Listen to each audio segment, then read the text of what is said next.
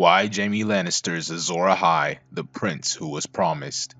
I want to start by saying that I did not come up with this theory and that it has been around for some time now. I'll leave a link in the description below for anybody who wants to read its entirety on their own.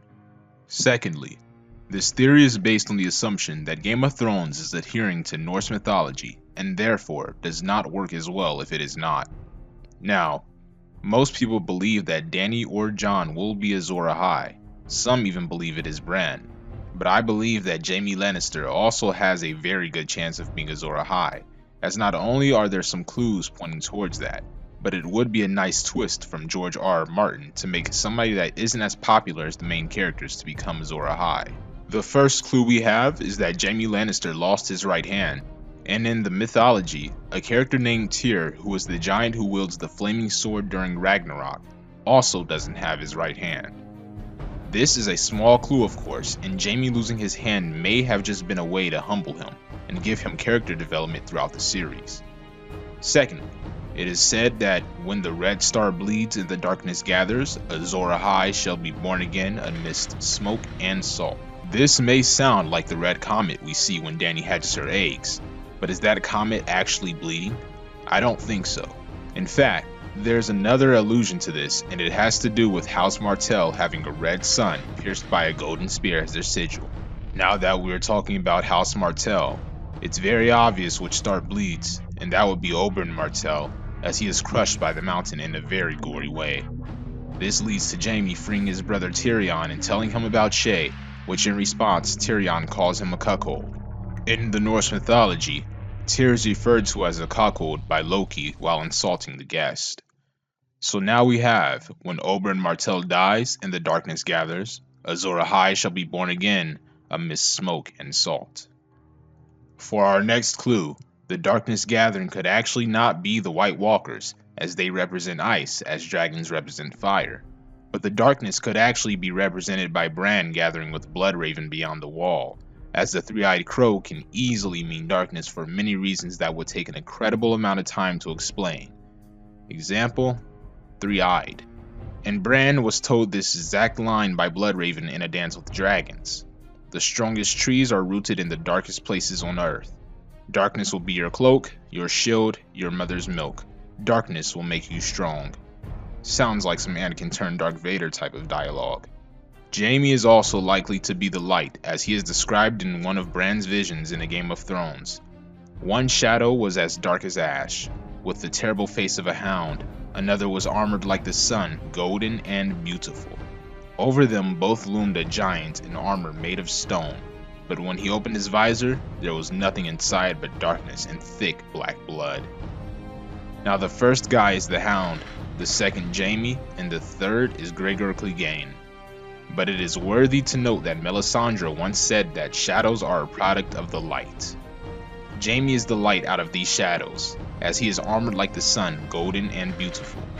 Another clue is when Jaime has a dream sleeping under the weirwood tree, which is a really big clue on its own given that trees signify great importance in Norse mythology, but I won't get into that right now. Cersei appears to him in this dream and tells him, "The flames will burn so long as you live," which in no way seems like a random thing to say.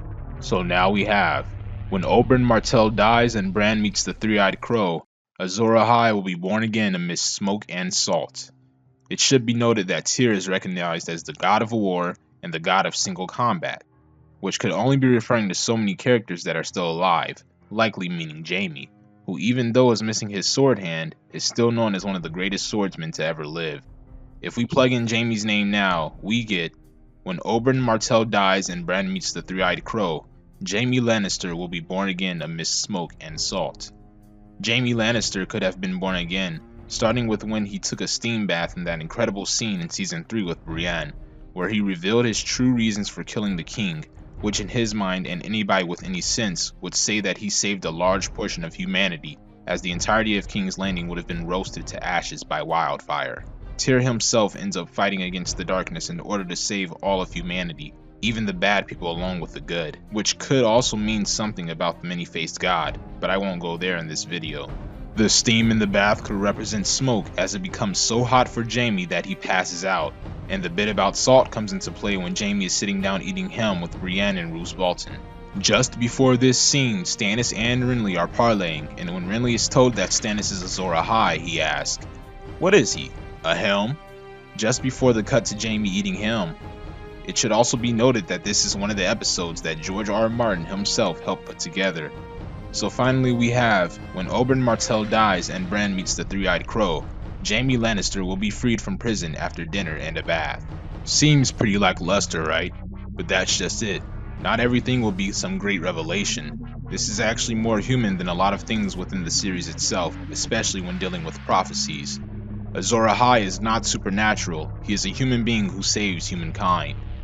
Jaime is easily the most rational man in the series, as he doesn't just blindly follow orders if it doesn't make sense for him to do so, or if it causes too much trouble. The final thing I want to touch on is that Jaime could very well be Aerys the Mad King's son, which would further the connection to the mythology since Jaime, Azor Ahai, would kill his own father in order to save mankind. It is also easy to see how he and Cersei could be Aerys' children, as they both partake in incest, which is likely to hint at that they are more Targaryen than Lannister. Even though Jaime claims that he is his father's son, he is told that Tyrion is actually Tywin's son, and that he only shares traits with the family. It is plausible that Bran will become the main antagonist of the story, believing that he is doing everything right, but throughout his dark arts green searing, he will in some way put the entirety of the human race in danger, which is likely what he's already done and will do when he travels south of the Wall and allows the White Walkers to come through. Jaime might end up having to face off against Bran in the end. Granted, their conflict is what propelled the story of A Song of Ice and Fire in the first place, and since their first meeting each other, they have both lost something, while at the same time coming out stronger than they were before from those losses.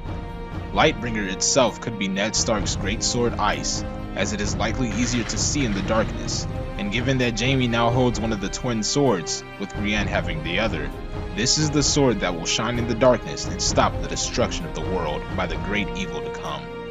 Thank you all for watching, and make sure to leave a like and subscribe if you want to see more. I'll see you all in the next one.